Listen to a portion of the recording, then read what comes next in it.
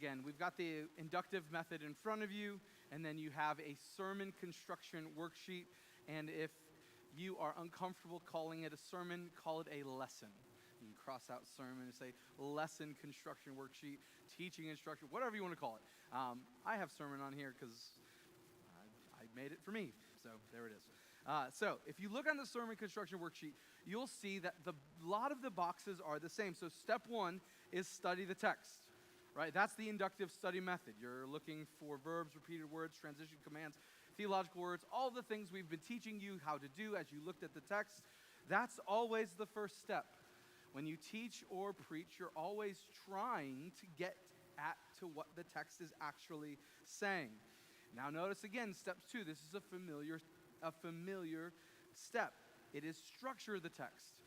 Break down the text in so that you can see the flow and the logic. And as is anything, context here matters.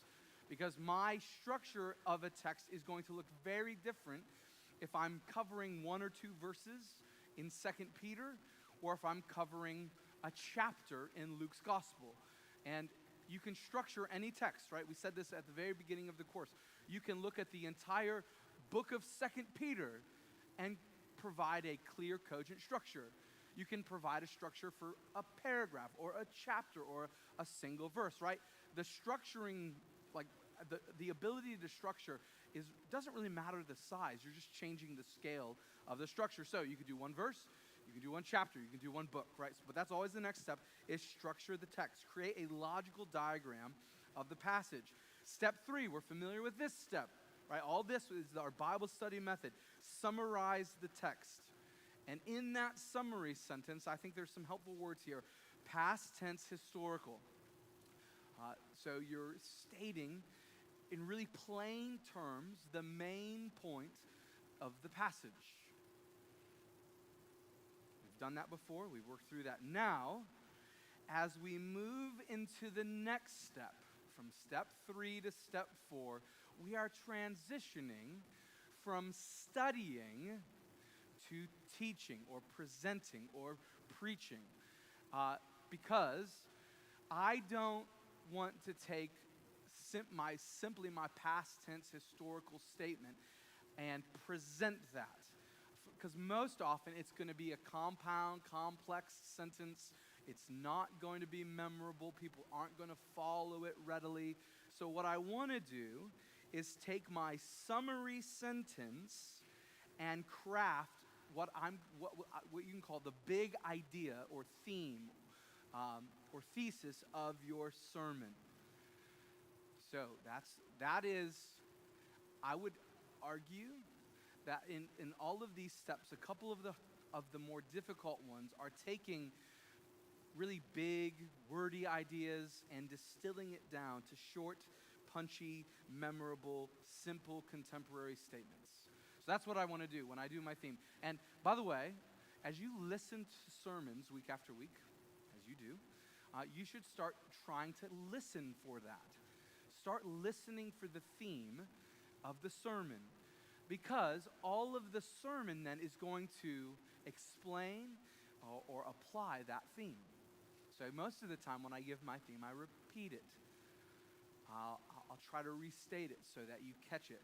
And then I'll ask interrogative questions so that you can see that the theme really is connected to everything in the body of the sermon. So as you teach and preach, you're going to take your summarized past tense sentence and you're going to try to distill it down into a big idea. From that point, after you have your theme, you're going to construct your outline. And typically, again, you want that outline to be an expansion of the theme. All right. We're going to do this, and it's a lot easier to do it together so you can see how it all comes together than me to try to explain it. So, but that's the 5 steps. Now, turn your page over. If you do those 5 steps, you are ready, as they say, to write the lesson, write the sermon. You're ready to compose it. And notice there's a couple parts, components of composing the sermon. The introduction, the problem, the context, the big idea, and the main points. You see those 4 things on there. if you talk to most people who prepare sermons regularly, the main points and the actual body comes rather quickly. Why? Why do you think that's the case?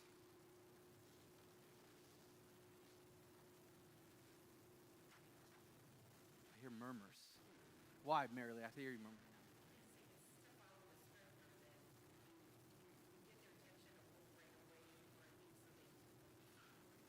Okay, so when you're composing the sermon, the body, the explanations, the teaching comes rather quickly. Because, look, if I've studied the text rightly, I have a lot of information. I just have a lot of stuff, and I can in some sense, copy and paste my study onto the page, and a lot of my explanations, my word studies, my allusions, my historical examples, I've seen all of those, so I can just put them into the body. A lot of that comes quickly. But what takes time is the first three steps. The introduction, it's really the first two, sorry, the introduction and the problem. So when you see the word problem there,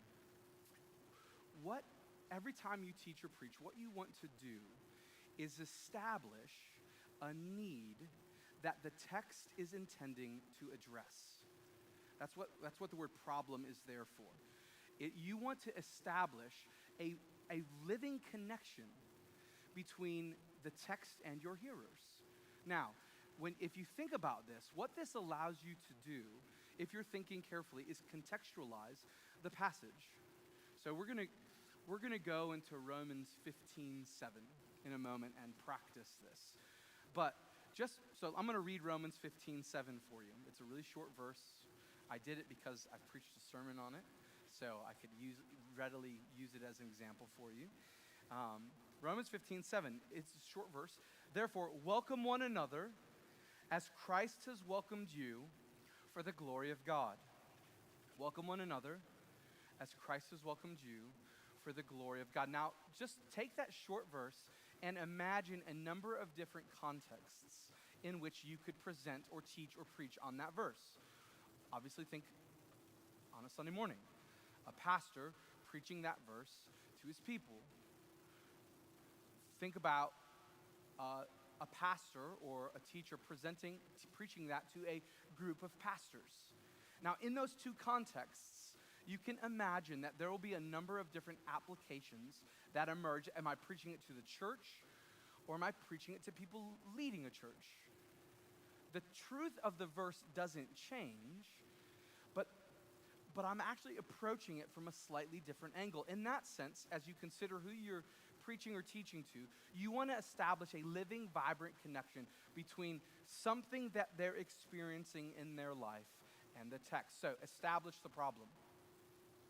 So in Romans 15:7, therefore welcome one another as Christ has welcomed you for the glory of God. You can begin your sermon by helping people understand the problem of isolation. Right? Who wants to be alone? None of us do. How many of us have walked into a room and we felt like we were all by ourselves in the middle of a crowd? Now, the one place where that shouldn't happen is in a local church.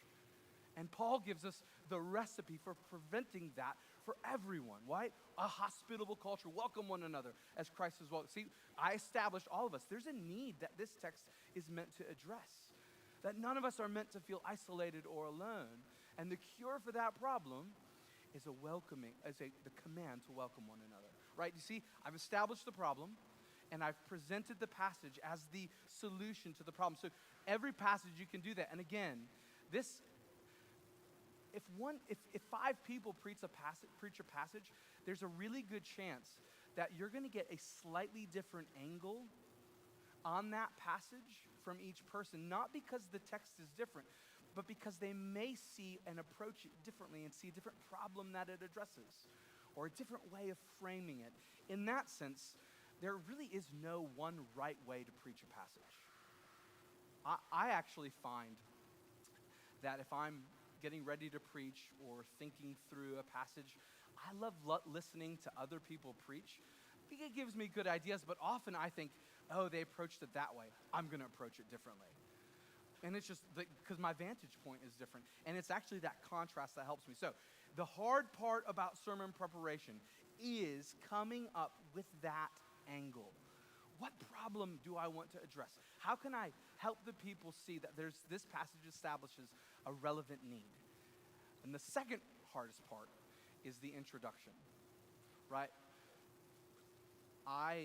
This is a personal opinion. I don't have chapter and verse for this, but I would argue one of the most important elements in a sermon is the introduction, because you can have a lot of great theological ideas, but if you aren't at least getting the attention of the people who are listening to you and trying to compel them that what you're going to say matters, or at least drawing them in, then you're probably not going to connect the truth of the passage with as many people as you can. So, introductions are important. So when you think, even if it's 10 minutes, if you're giving a 10-minute address, you should spend at least 10 or 15% of that 10 minutes on helping people understand what you're about to say matters. Draw them in.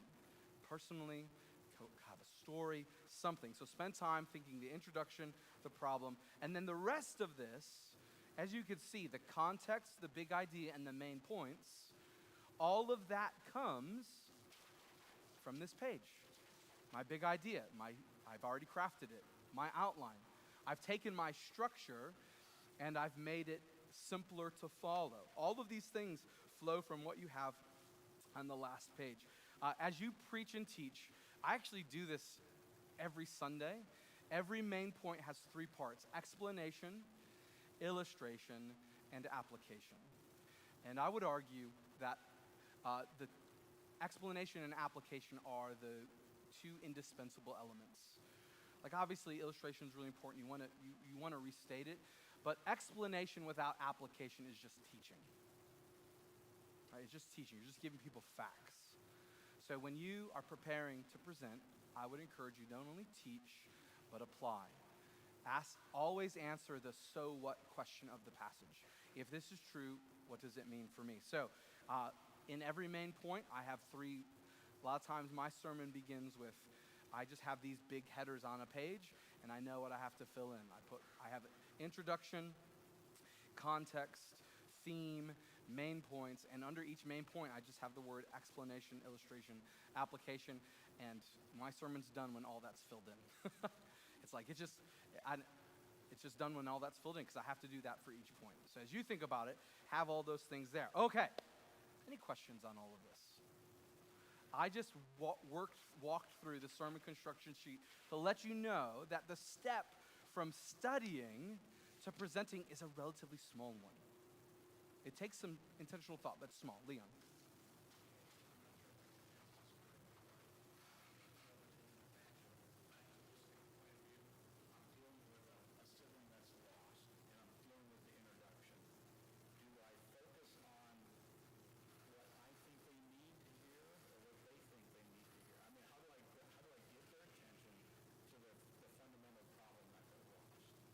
So the question, I'm repeating it so you all hear. If I'm speaking to someone who's lost, how do I get their attention? Do I focus on what I think they need to hear, or do I focus on what they think they need to hear? And I don't know how to answer that. There is inevitably something that they're experiencing, some need, some deficiency. They may not call it sin. It might just be the frustration of brokenness in a fallen world. But in some way, I want to point out a thirst that they have, so that they go to the gospel for supply. And maybe they're not even thinking about it, right? So that's, like, in one sense, when you do your introduction, I think asking questions is a helpful way, because I don't just want to tell people. You don't always tell people, like, here's what you need. You want to ask them a question so they think, yeah, actually, no, I do. I feel this deficit. I wouldn't only ask questions, but it could be. Obviously, it can be. Like, do you ever feel this way? So often, I don't track these things, but often I think, did I start my sermon the exact same way last week? Like, asking questions. Have you ever felt like this?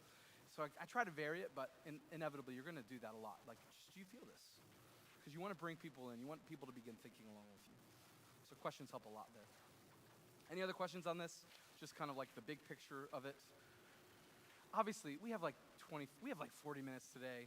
I can't teach you how to preach a sermon in 40 minutes, but I can at least, one of the things I want you to walk away with is thinking, actually, what Aaron and Kevin and Nick do is not all that difficult. Like, I want you to feel like it's accessible to all of us. Why are you laughing? It's not all that hard. Now, is it really frustrating at times? Yeah, it's really frustrating. Like, my life, you remember when you were in college or grade school and you always had a project hanging over your head all semester? That's just my life 38 weeks a year. I have something due on Sunday, and no matter what happens, I can't turn it in late. It's coming out of the oven, cooked or not. So in some ways, yeah, it's maddening, it's frustrating, it's challenging, but I honestly believe that if you think carefully about the text and apply yourself to these steps diligently, you could become a very good, faithful teacher or preacher. I really do believe that. So if you're here and I can give you one encouragement, like you can do this. You can do this. So let's do it together. Why not? All right, Romans 15:7. I already said I was going to do that. We were going to do this passage. And I picked a very short verse so that we could go through the study, structure, and summarize steps relatively quickly. So break up into groups right now. Romans 15:7. Let me give you some context for it. In Romans 14, Paul is addressing divisions in the church, and they're divisions between people who are weak and people who are strong, about food, drink, Sabbath days, feast days, festival days. And the response in Romans 14 is summarized in 15, that every church, no matter where you come from, what you do, what you prefer, that the church needs to welcome each other. That there needs to be a culture of we receive people in. So it's that context of these specific arguments in Romans 14 that create the context for what Paul says in Romans 15. So as you break up in your groups, begin reading Romans 15:1, because Romans 15:7 is a part of that major section. So read Romans 15:1, and then we will study, structure, and summarize the text. Break up now. Take 3 minutes to just talk about some of the things you see, and then take 3 minutes and say, how do we structure it? I think you'll see it. I really do. It's a pretty easy one. So, go, quickly. We don't have much time. Sense of urgency.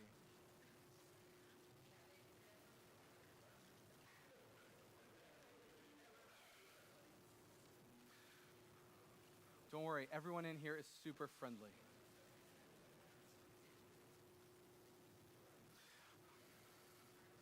And if you have my sermon notes in your Bible, no cheating.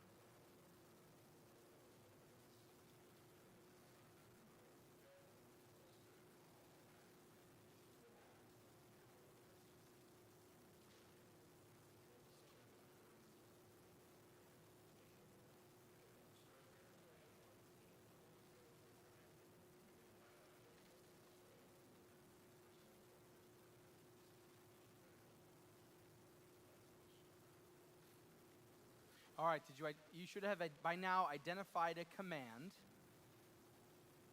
Good job. I see some tentative head nods. You should have identified a command, and you should have identified who the command was given to. Now that we've seen some things about the passage, talk quickly about the structure. Do you see a structure in this verse? And remember, often the most important words are connecting words, because they help you see the logical flow of the passage.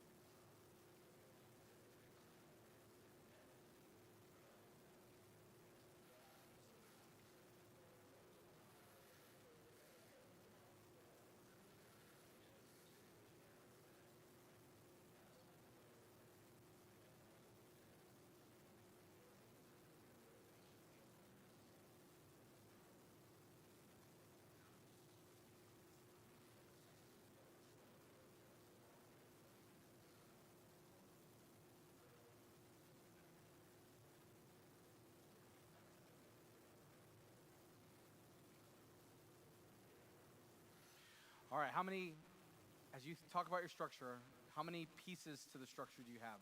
Just hold up a number. You have 0. That's the wrong answer. If you have 0, you're wrong. All right, everyone, keep your hands up. How many are you holding up? You're holding up 4, though. He's holding up 4. 2 or 3. Okay. How many of you had 3? There we go. I love it. All right. If you had 3, pat yourself on the back. If you had 0, I can't help you. 3. And I actually think it lays out pretty simply. Welcome one another. Command. As Christ has welcomed you. Model for the glory of God. Purpose. I didn't look at there. I just gave that to you, right? It just flows out. Obviously, I studied ahead of time, so I cheated. But welcome one another. Command. As Christ has welcomed you, model for the glory of God. Like big picture why. Why do this? It's answering a why question. All right, that's the structure. Now, go back to your groups, and how would you summarize it? Obviously, this verse is really short. So, your summary should be a rewording of it in its context. That's when you get to really small things, you can just say it. And I summarize, I just memorize it. But don't do that. Avoid that. Get kind of in between the lines in your summary. By the way, I did that as you were reading it, and the space in between that, I was like, I couldn't find my original summary, so I just made one up right here. So I'm kind of doing this along with you. I'm kind of not, but I kind of am. So just so you don't feel like, well, you got all the answers. I didn't have that one. So do that right now, 2 minutes. Summary, just past tense, doesn't need to be clean. Try to get all of the pieces of information in there. And then one of you should give it to us.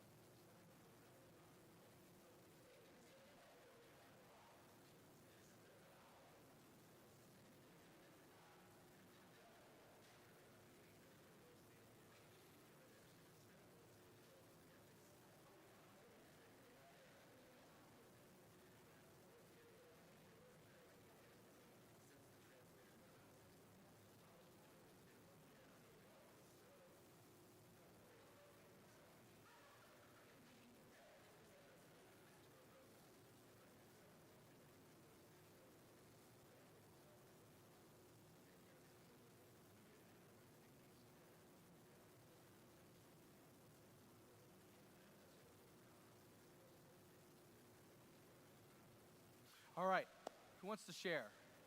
There. Obviously, very well thought out summary. Again, we're doing it on the fly, so we're going to be rough around the edges. No judgment here. Who's got one they want to share? Mike, appreciate your courage. That's actually okay. In some ways, it should be because you're getting between the lines. For the glory of God. Hold on. Speak into my microphone. Feels so weird. No. For the glory of God, for the glory of God, we are to receive or welcome or accept, depending on your translation, others where they're at as Christ received us. Bracket, growth comes later. What's the bracket? Parentheses. Growth comes later. Growth comes later. Okay. Okay. Got you. You're talking sanctification in there. That was good. Who had a summary that felt a little bit like that? Did anyone have one that was going in a totally different direction? Because if you did, you were wrong. Let me read you mine. Paul calls the believers in Rome to display the glory of God by welcoming each other because in the gospel they have been welcomed by God. Right? My summary was longer than the verse, which is okay because he's saying it really punchy. Okay, good summaries. Now, if I shared that with you and said, guys, you need to remember what Romans 15:7 is all about, and this is what it's all about, that Paul calls believers in Rome to display the glory of God by welcoming each other because in the gospel they're welcomed by God, you'd be like, what? What did you just say? Now, I may say that at some point, but you're not going to remember that. So now, we're going to craft the big idea. Take your summary and this is hard to do. Man, this is so hard to do. But just give it a whirl. How would you state that, mine or yours, in a way that's shorter and more memorable? So like I could walk home thinking this. Like someone would be able to do that. Go, quickly. It's so hard to do fast, by the way, but go. Come on, talk.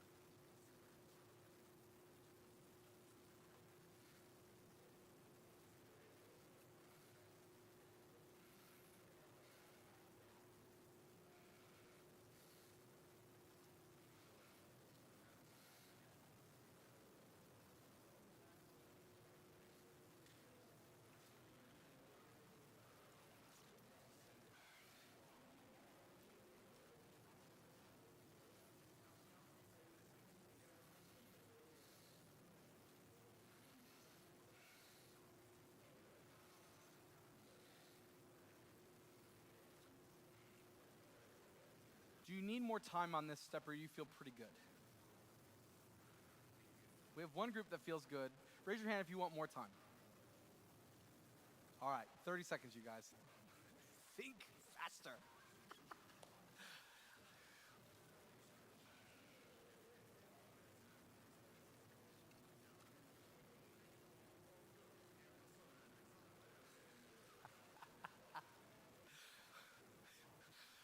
Got to send somebody over.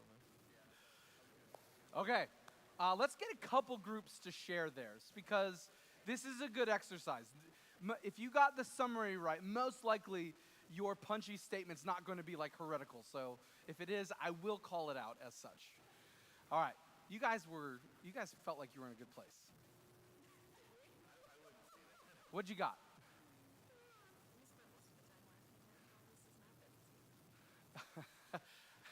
Darn it. I failed. Do you have anything? No, they got nothing. But hey, keep thinking. Kevin, it's cheating. I'm not gonna ask Kevin yet. That's like go to the A. You go to the A student last. What do you guys have?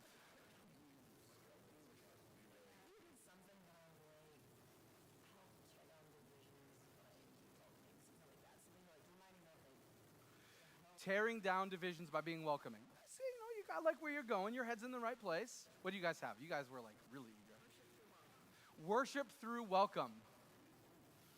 It's a good title. It's a good title. You're missing just a little bit of information, but it's good. I like it. Worship through welcome.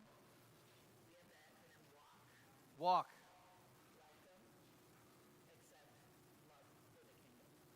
Welcome, accept, and love for the kingdom. That's pretty good. That's pretty good. I like that. Did you guys get anything? You told me you needed more time.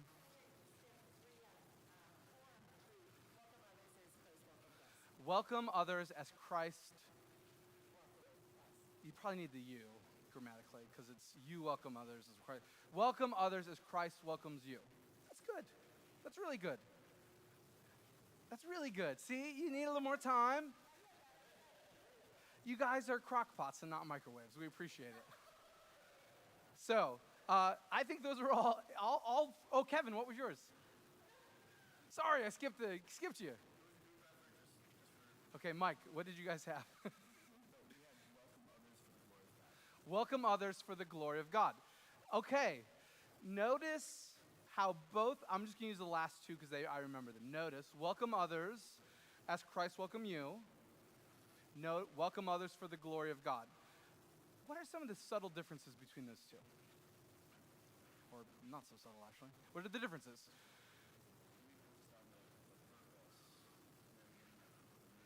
Yes. They both said true things that came from the verse, but the dominant, where the emphasis fell, I think you were the glory of God, they were as Christ welcomed you. Right? So, both textual, both right. If that was the theme of a sermon, no one could walk away and say, well, that wasn't right. It was right, but if I had a sermon and I used that as a theme, I'm probably going to go in one or slightly different directions or emphases based on my theme. So that's what I said. There's not one way to preach a sermon. Both those themes are good. Both of them are right. Both of them are textual. And both of them really would get at what the heart, because you probably want the main command somewhere in there. So mine was, you can even see the direction I'm going with this because I'm presenting it to a church. Every church is to be a welcoming church. And you could, if I was going to be, you could break it down or say it a different way. Every Christian is to be a welcoming Christian.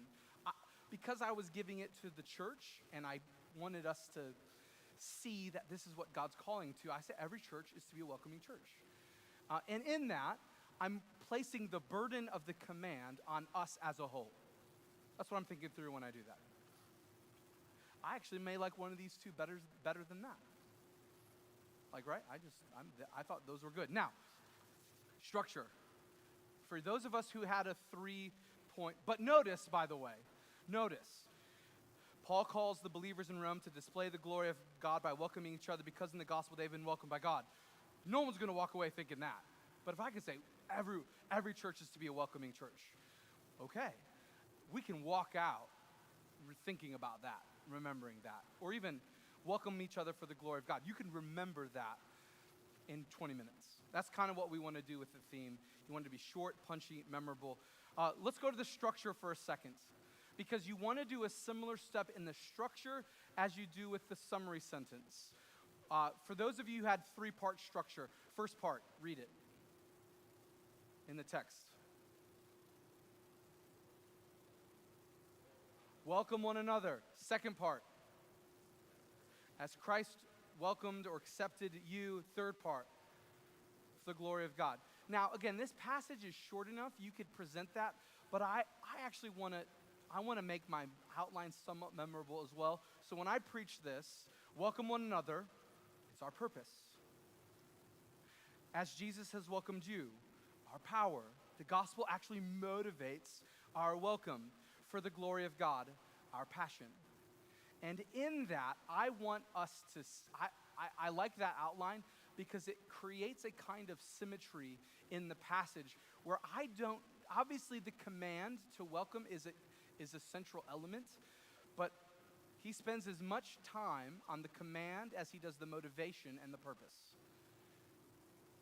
He doesn't, in terms of like word choice, length, you can kind of tell what's important. And there's a symmetry to what he says. It's all pretty short and punchy. So I like that in my outline to reflect that. Our purpose, our power, our passion. Don't alliterate unless it comes naturally. This one did. I don't always. Sometimes I do. Sometimes I don't. Don't force it. That's all I can say on alliteration. Purpose, power, passion. But it worked here. Now, if that was my outline, our purpose, our power, our passion, I'm going to explain it. What does it mean when he says welcome one another? What does that word welcome mean? I'm going to look that up because I want to explain it to people. That welcome is a word that reflects hospitality and reception. So I want people to be welcomed. As Christ has welcomed you, where did he do that? How did he do that? How has Jesus welcomed us? Was that a significant thing for him to do? Was Jesus different than us? Should he have done it? Did he owe us that? And because that motivation affects the command for the glory of God, our purpose, and that you can explain that as well. So I'm going to explain it. I'm going to illustrate it. There's a lot of good illustrations, though, for the welcoming that God has given us in Christ in the Bible. I like using biblical analogies or illustrations. One you could go here is the Good Samaritan. He extended hospitality to someone who would never have expected it. Okay, that gets really close to Romans 14, right? Welcome one another, even if you're different from each other. Because there's a greater difference between God and you, and he welcomes you. All right, there you go. I'm going to illustrate it biblically as possible, and then I'm going to apply it. So the so what on there is pretty easy. Like, welcome one another. It's so weird. Don't overcomplicate these things. Welcome one another. Okay, so do that. And then you might want to dive in, so how do I do that? How do you welcome one another? Show hospitality. Get into some of the hows in the application. All right, now, how many of you, after our 40 minutes of doing this, feel like, oh, I could actually see myself doing this? Kevin, thank you. That's really encouraging. It's really encouraging. Anybody else like, okay, that didn't seem that complicated?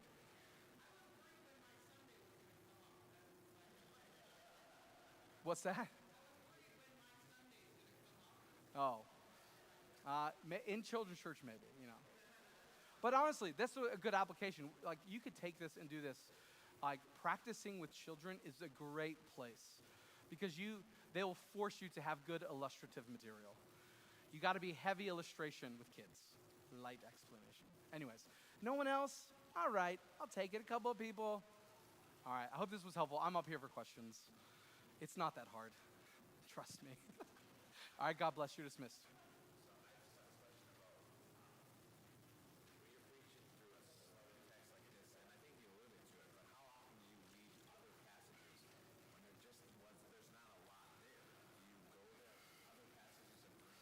As often as I think it would be helpful. Like, because we talked about this at some point, the hermeneutical spiral. I'm saying this is what this passage teaches. Does any other passage teach something similar? Does any other passage illustrate something similar? And I'm just going to that all the time. Like in the Bible, where do we see this similar? And then at some point, like I feel like the Good Samaritan is a really good illustration for it. And I would go there.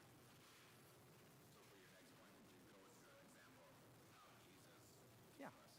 Yeah, exactly. Yep. I would try to use the Bible to explain it. All right. Can we open the back door so other people can get in? But I'm up here for other questions if you want any answered.